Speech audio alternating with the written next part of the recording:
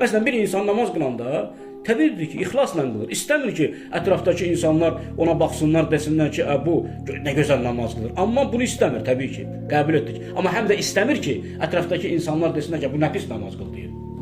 Ən azından bunu istəmir də.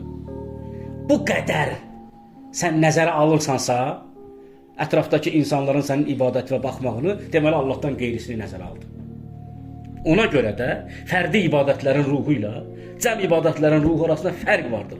O zaman sual olunacaq. Bəs niyə, nə səbəbə görə deyir cəmaət namazına ged? Bu İslam dini fərdi din olmadığı üçün, dinimizin ibadətləri fərd üçündür. Həm də toplum üçündür.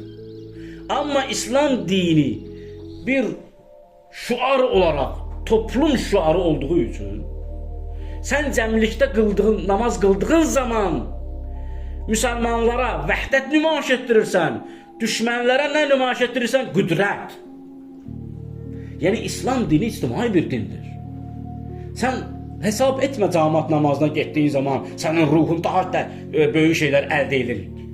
Əbədən belə deyil. Tək evdə qılsan ondan daha çox ruh əldə edəcəksən. Amma bundan əlavə başqa şeylər qazanırsan. Sən cəmaət namazına getdiyin zaman özünü tənağa hiss eləmirsən. Özünü bir toplumun hissəsi hiss eləyirsən. Bir vəhdətdə hiss eləyirsən.